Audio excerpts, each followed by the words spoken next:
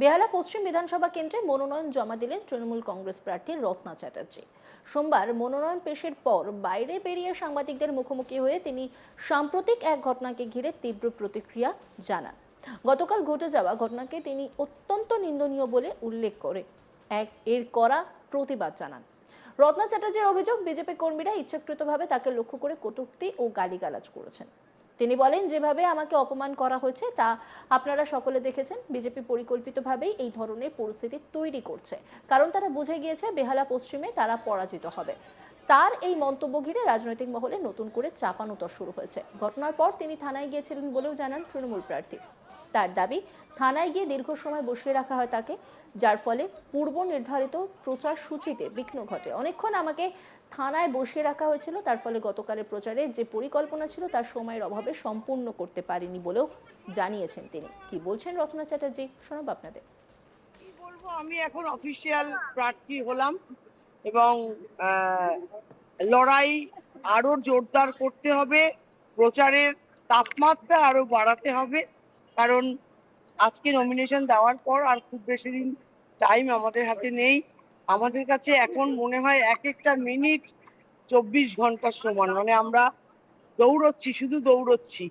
তো প্রচার ভালো চলছে এবং আমি বেহালা পূর্বের এমএলএ ছিলাম, আপনারা সকলে জানেন। এবছর বেহালা পশ্চিম থেকে মিনিমাম 50,000 ভোটে জিতছে।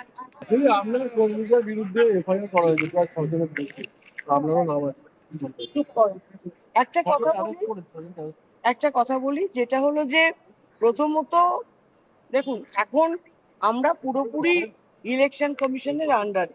ইলেকশন কমিশন, আমরা এতদিন জানতাম ভারতীয় ইলেকশন কমিশন একটা নিরপেক্ষ সংস্থা, কিন্তু এবারে ইলেকশন করতে গিয়ে আমার মনে হচ্ছে ইলেকশন কমিশন কোথাও একটা জমা পড়ে গেছে এবং তাদের মারফত কাজ হচ্ছে।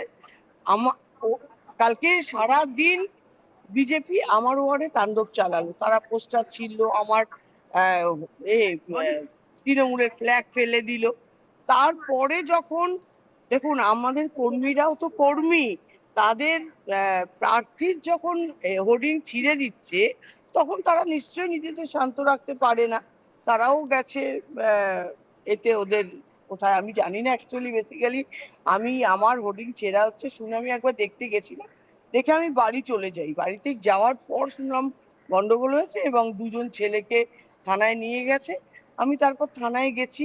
থানায় গিয়ে ওসির সঙ্গে, ওসি আমাকে অনেকক্ষণ বসিয়ে রেখেছিল বলে, আর আমার প্রচার ছিল 125 নম্বর ওয়ার্ডে কালকে রোড শো, ফলে ওসি আমাকে এতক্ষণ বসিয়ে রাখায় আমার টাইমটা নষ্ট হচ্ছিল, যার জন্য ওসির সঙ্গে আমার একটুখানি তর্কাতর্কিও হয় এবং বিজেপি অত্যন্ত নোংরা ভাষায় আমাকে ওখানে দাঁড়িয়ে স্লোগান দিচ্ছিল, আপনারা অনেকেই সেটা শুনেছেন।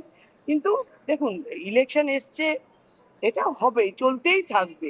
একদল প্রচার করবে আর একদল চুপ করে বসে থাকবে, সেটা তো নয়। প্রচার সব পক্ষই, যারাই দাঁড়িয়েছে সবাই প্রচার করবে।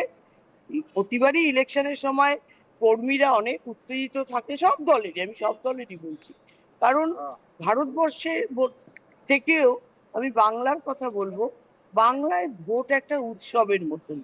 যারা সত্যিকারের যে দলকে সমর্থন করে তারা আর ঘরে বসে থাকতে পারে না। এদিকে বেহালা পশ্চিমের কিছু এলাকার রাস্তার বেহাল দশা।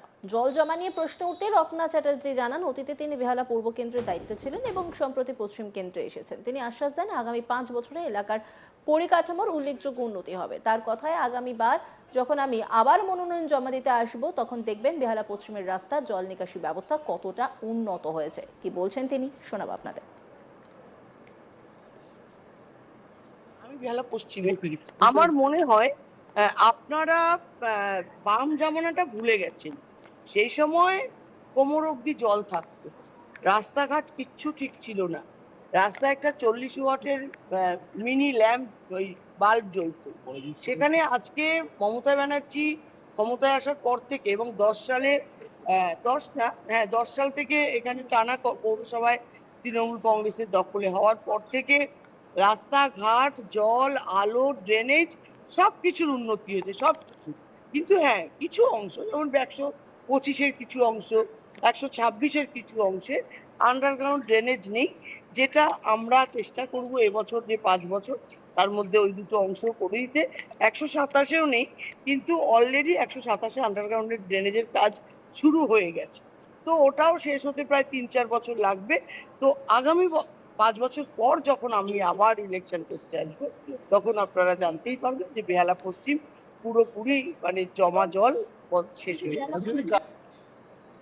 বিজেপি নেতা শুভেন্দু অধিকারী প্রসঙ্গে বলতে গিয়ে রত্না চ্যাটার্জি বলেন তিনি এখানে এসে তার রাজনৈতিক প্রচার করতেই পারেন, তবে তিনি যদি ব্যক্তিগত আক্রমণ করেন তাতে অবাক হওয়ার কিছু নেই। তিনি কোথায় আসবেন কোথায় যাবেন এটা তার ব্যাপার। কি বলছেন রত্না চ্যাটার্জি শোনাব আপনাদের। দেখুন, কে আসছে না আসছে আমার কোনো মাথা ব্যথাই নেই, কারণ আমারও আজকে বিকেল বেলা 127-এ প্রচার আছে। অতএব উনি কোথায় আসবেন, প্রচার করবেন, কার নামে গালাগাল করবেন, কোথায় ডেপুটেশন দেবেন, ওনাদের ব্যাপার। আমাদের ব্যাপার হলো আমরা এখন প্রচার নিয়ে ব্যস্ত। মনোনয়ন জমা দেওয়ার দিনেই প্রার্থীর এই মন্তব্যে নির্বাচনী উত্তাপ আরও বাড়ল বলে মনে করছে রাজনৈতিক পর্যবেক্ষক মহল। এই নিয়ে একটি রিপোর্ট তুলে ধরেছেন আমার কলিগ সঞ্জয় কুমার মাঝি, দেখাবো আপনাদের। আজ বেহালা পশ্চিমের প্রার্থী রত্না চট্টোপাধ্যায় নমিনেশন করতে আসেন এবং তিনি বাইরে বেরিয়ে সাংবাদিক মুখোমুখি হয়ে ওনাকে প্রশ্ন করা হলে যে গতকাল যে ঘটনা ঘটেছিল এই প্রসঙ্গে আপনি কি জানালেন। তিনি বললেন যে তৃণমূলকে ইচ্ছাকৃতভাবে উত্তপ্ত করা হচ্ছে, বিজেপির কর্মীরা ইচ্ছাকৃতভাবে নিজেরাই গণ্ডগোল পাকিয়েছে এবং নিজেরাই ঘটনা কেন্দ্র করে নানা রকম বিভ্রান্ত ছড়াচ্ছে। কারণ সামনে বিধানসভা ভোট এসে গেছে, পায়ের তলায় মাটি নেই, ওরা নিশ্চিত যে বেহালা পশ্চিমে ওনার পরাজয় হবে। সেই পরাজয়কে মাথায় রেখে কিছু একটা বিশৃঙ্খলা সৃষ্টি করতে হবে এবং নির্বাচন কমিশনকে তিনি সরাসরি দোষারোপ করেন। তিনি বলেন যে ইচ্ছাকৃতভাবে নির্বাচন কমিশনের কাছে বারবার বিজেপি প্রার্থী যাচ্ছেন এবং তাদের নামে নিন্দা মিথ্যা আশ্রয় দিচ্ছেন এবং এমনকি তিনি বলেন যে এই ঘটনা শুনেছিলাম তার পরিপ্রেক্ষিতে যে সামান্য ঘটনা আমি থানায় এসেছিলাম, কিন্তু থানার বড়বাবু আমাকে দীর্ঘ টাইম থানায় বসিয়ে রাখেন। এটা নিয়ে থানার বড়বাবুর সঙ্গে আমার বাগদণ্ড হয় এবং কিছু টাইমের বচসায় পরিণত হয়। তারপর কিন্তু ওখান থেকে যেহেতু কাল নির্বাচনে অল্প সময় বাকি আছে, সেই অল্প সময়ের মধ্যে আমার কালকে একটা বড় প্রচার ছিল, সময় অভাবে সেটা নষ্ট হয়েছে।